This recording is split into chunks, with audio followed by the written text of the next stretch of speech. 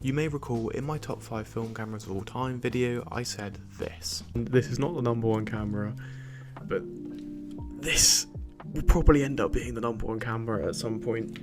It's very heavy. And it is true.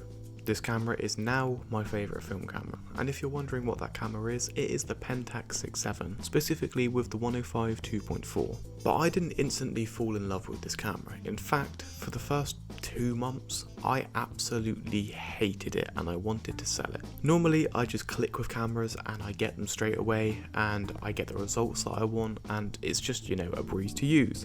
But with this camera, I hated it. I always saw the photos that this camera and lens combo took and I just wanted to recreate them, but I struggled to do that. Even though this camera is just a big SLR, I really struggled to use it, and I really struggled to get that medium format / large format look that the 105 2.4 creates. It's not like I didn't get any good photos for the first 2 months, it's just I didn't really enjoy them as much as I was hoping. I think 2 months may be a bit exaggerated, it's more like 1.5, maybe just 1 month, but everything changed once I figured out how to get that medium format look.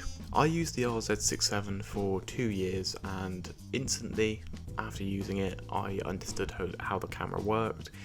I knew how to get the look that I wanted, and it was quite easy to use. But this camera is a different story for me. No matter what I tried, for the first month or month and a half, I really could not get any amazing photos. That's a lie. I did get a few here and there, and in fact on my first roll I think I got quite a nice one of my mum, but other than that I got jack shit.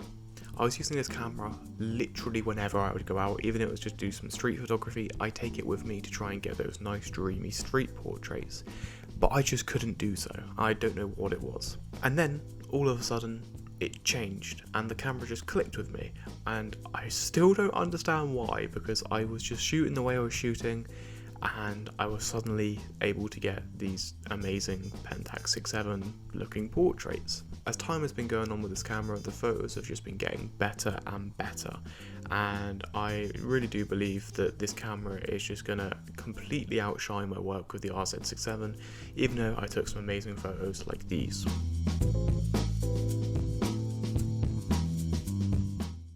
There is, however, one thing with the RZ67 that I completely prefer over the Pentax 67, and that is the minimum focus distance. Because it has a bellows focusing system, you can focus extremely close. I'm talking centimeters away. It's crazy, and I've actually done so using a very wide angle lens. I'm not going to show the photo because it's a really bad photo, but basically I went up to my mate and I was just wondering how close it could focus, and I went to the minimum focus distance using this wide angle lens, and I was probably about that far away. It was ridiculous. But yeah, that is one thing that I really don't like about this camera, and it's the fact that you can't focus close at all. I think the closest you can focus is about 1 meter, but for some reason the meter on this camera doesn't feel like a meter in real life. It feels like, I don't know, like 1.5 meters, maybe 2 meters. But there is definitely something that I completely prefer about this camera to the RZ67, and that is full body portraits. The full body portraits you can get out of this camera are crazy, and it's exactly how you get that large format / dreamy effect. I'm so glad I didn't sell this camera when I was thinking about it, and if I did sell it I would have just bought an RZ67, but you know, I'm glad I stuck around with it and was able to get these amazing photos. I would still like to own an RZ67 one day, since it is my second favourite camera of all time now, and I do think if I picked one up again it may soon take over the Pentax 67, but it's just the fact that I haven't shot one in so long, and I haven't really taken any photos of I like it in so long, since I did use it a few months ago for one roll and I hated the photos, they were all just terrible. But anyway, that is going to be the end of this video. If you have enjoyed, like, comment and subscribe, and I will see you in the next video. I'm not sure when it will be, but you know, it'll be at some point, and I really recommend getting a Pentax 67 with a 105 2.4. Bye bye.